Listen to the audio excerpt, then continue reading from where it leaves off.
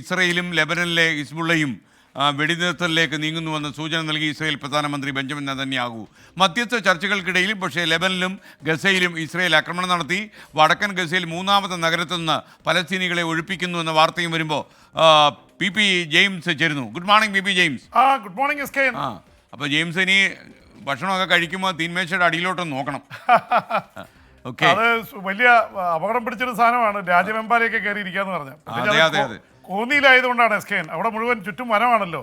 നമ്മളൊന്നും വനത്തിലല്ല ജീവിക്കുന്നത്. അതുകൊണ്ട് പിന്നെ നമ്മൾ ഈ നഗരത്തിൽ കിടക്കുന്നവരുടെ അത്രയും പാമ്പിനെ പേടി അവിടെ ഉള്ളവർക്ക് ഇല്ല. അതൊരു വാസമാണ്. അപ്പൊ നമുക്കിനി പശ്ചിമേഷ്യയിലെ പേടിയിലേക്ക് പോയാലോ? തീർച്ചയായിട്ടും എസ് കെ. പശ്ചിമേഷ്യയിൽ ഇപ്പോൾ യുദ്ധം ഈ സംസാരിച്ചുകൊണ്ടിരിക്കുമ്പോഴും യുദ്ധം രൂക്ഷമായി നടന്നുകൊണ്ടിരിക്കുകയാണ്. ലെബനനിലെ ബെയ്റൂട്ടിലടക്കം ഇസ്രായേലി യുദ്ധവിമാനങ്ങൾ ബോംബുകൾ വർഷിക്കുകയാണ്. ഗസയിൽ, വടക്കൻ ഗസയിലാണ് ഏറ്റവും വലിയ ആക്രമണം നടക്കുന്നത്. വടക്കൻ ഗസയിലെ 2-3 നഗരങ്ങൾ ബലം പ്രയോഗിച്ച് ഇസ്രായേലിലെ സൈന്യം ഒരു ഭാഗത്തുനിന്ന് ആകാശത്ത് നിന്ന് ബോംബിടുന്നു, മറുഭാഗത്ത് ഇസ്രായേലിലെ ടാങ്കുകൾ ചുറ്റി വളഞ്ഞ് കഴിഞ്ഞ ഒരു 45 ദിവസത്തിലെ ഏറെയായി വടക്കൻ ഗസയിൽ ലക്ഷക്കണക്കിന് ആൾക്കാർ കുടുങ്ങിക്കിടക്കുകയായിരുന്നു. അവിടെ ഭക്ഷണം കിട്ടുന്നില്ല, പട്ടിണിയാണ്. വരുന്ന ട്രക്കുകൾ കൊള്ളയടിച്ചു കൊണ്ടുപോകുന്നു. ഭക്ഷണം കിട്ടാതെ ആൾക്കാർ മരിക്കുന്ന അവസ്ഥയാണ്. അതിനിടയിലാണ് ഇപ്പോൾ മൂന്നാമത്തെ നഗരം കൂടി പലസ്തീനികളെ ഒഴിപ്പിക്കുന്നു. അവർ റിക്ഷകളിലും അതുപോലെ തന്നെ കഴുതപ്പുറത്തൊക്കെ പോകുന്നതിൻ്റെ ദൃശ്യങ്ങൾ വരുന്നുണ്ട്. എന്തായാലും വല്ലാത്തൊരു അവസ്ഥയാണ്. 13 മാസമായി യുദ്ധം തുടങ്ങിയിട്ട്, 1 വർഷവും 1 മാസവും കഴിഞ്ഞു. പക്ഷെ അതിനിടയിൽ ആകെ ഒരു ആശ്വാസത്തിൻ്റെ നിഴൽ വരുന്നത് എസ് കെ.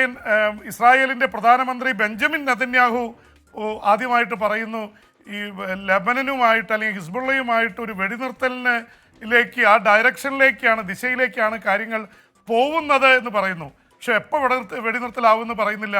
എന്തായാലും ഇസ്രായേലി പ്രധാനമന്ത്രി ബെഞ്ചമിൻ നെതന്യാഹു വല്ലാത്തൊരു പത്മവ്യൂഹത്തിലാണ് എസ് കെ. ഇസ്രായേലിൽ ബന്ദികളെ വിട്ടയക്കാത്തതിൻ്റെ പേരിൽ, മോചിപ്പിക്കാത്തതിൻ്റെ പേരിൽ അവിടെ 10,000-കണക്കിന് ആൾക്കാർ പ്രക്ഷോഭത്തിലാണ്. കഴിഞ്ഞ ദിവസമാണ് ഒരു വനിതാ ഇസ്രായേലി ബന്ദി കൊല്ലപ്പെട്ടത് ഗസയിൽ. അതിന് ഹമാസ് പറഞ്ഞത് ഇസ്രായേലി ബോംബർ വിമാനങ്ങളുടെ ആക്രമണത്തിലാണ് അവർ കൊല്ലപ്പെട്ടതെന്നാണ് പറയുന്നത്. ഇതേ തുടർന്ന് വീണ്ടും ഇസ്രായേൽ പ്രശ്നങ്ങളായി. പക്ഷേ അതിനിടയിൽ അദ്ദേഹം പറയുന്നത് വെടിനിർത്തലിനെ കുറിച്ചാണ്. അതിനൊരു കാരണം ഇൻ്റർനാഷണൽ ക്രിമിനൽ കോർട്ട്, അന്താരാഷ്ട്ര നീതിന്യായ കോടതി ഇസ്രായേലി പ്രധാനമന്ത്രി ബെഞ്ചമിൻ നെതന്യാഹുവിന് എതിരെ അറസ്റ്റ് വാറണ്ട് വീണ്ടും പുറപ്പെടുവിച്ചു. അപ്പോൾ ഇതിൻ്റെയൊക്കെ പശ്ചാത്തലത്തിൽ പുറത്തും അകത്തും വലിയ എതിർപ്പിനെ നേരിടുന്ന ബെഞ്ചമിൻ നെതന്യാഹുവിനെ ഇനി കൂടുതൽ ഇത് മുന്നോട്ട് കൊണ്ടുപോകാൻ കഴിയില്ല.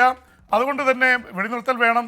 വെടിനിർത്തൽ ട്രംപ് അധികാരത്തിൽ വന്നിട്ട് വേണോ അല്ലാതെ വേണോ എന്നുള്ള കാര്യത്തിൽ മാത്രമേ അഭിപ്രായ വ്യത്യാസമുള്ളൂ. എന്തായാലും ബെഞ്ചമിൻ നെതന്യാഹു ഒന്ന് ഒലഞ്ഞിട്ടുണ്ട്. അതിൻ്റെ സൂചനയാണ് ആദ്യമായിട്ട് അദ്ദേഹം വെടിനിർത്തലിനെ കുറിച്ച് പറയുന്നത്. കാരണം ഇനി ബന്ദികളെ തിരിച്ചു കൊണ്ടുവന്നില്ലെങ്കിൽ ഇസ്രായേലിൽ അവിടെ കിടന്ന് ഉറക്കാൻ പറ്റില്ല.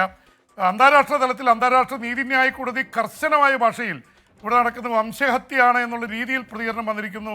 ഫ്രാൻസിസ് മാർപ്പാപ്പ തന്നെ ഇത് വംശഹത്യയാണോ എന്ന് പരിശോധിക്കണമെന്ന് പറഞ്ഞിരിക്കുന്നു. ഈ തരത്തിൽ വലിയ തീവ്രമായിട്ടുള്ള നീക്കങ്ങൾ നടക്കുന്നതുകൊണ്ട് ബെഞ്ചമിൻ നെതന്യാഹു ലക്ഷ്യം വെക്കുന്ന എസ് കെ എൻ ജനുവരി 20 ട്രംപ് അധികാരത്തിൽ വരുന്നവരെ പിടിച്ചു നിൽക്കുക. ട്രംപ് വന്നു, ഡിസ്കസ് ചെയ്തു, തീർത്തു എന്നുള്ളത് വരുത്താനാണ് ഒരു നീക്കം ഉണ്ടായിരുന്നത്. പക്ഷെ അതിനു മുമ്പ് തന്നെ പ്രശ്നങ്ങൾ തീർക്കേണ്ട അവസ്ഥയിലേക്കാണ് കാര്യങ്ങൾ പോകുന്നത്. ഒപ്പം തന്നെ എസ് കെ എൻ ഇവിടെ നമ്മൾ ഇസ്രായേൽ യുദ്ധത്തെക്കുറിച്ച് പറയുമ്പോൾ തന്നെ ഉക്രൈൻ യുദ്ധവും അതീവ രൂക്ഷമായിട്ട് തുടരുകയാണ്. ഈ ജനുവരി 20 ട്രംപ് വരുന്നതിന് മുമ്പേ ഏതായാലും അത് അവസാനിപ്പിക്കേണ്ടി വരും. അപ്പോൾ കൂടുതൽ സ്ഥലങ്ങൾ പിടിച്ചെടുക്കുക എന്നുള്ള തരത്തിലാണ് അതിനിടയിൽ റഷ്യയുടെ ഹൈപ്പർസോണിക് മിസൈലുകൾ തടഞ്ഞിട്ടു എന്ന് അവകാശപ്പെടുന്നു ഉക്രൈൻ. 32 പാട്രിയോട്ട് മിസൈൽ ഉപയോഗിച്ചാണ് ഹൈപ്പർസോണിക് മിസൈലുകളെ തടഞ്ഞിട്ടതെന്ന് വ്ളാഡിമിർ സെലൻസ്കി തന്നെ പറയുന്നു.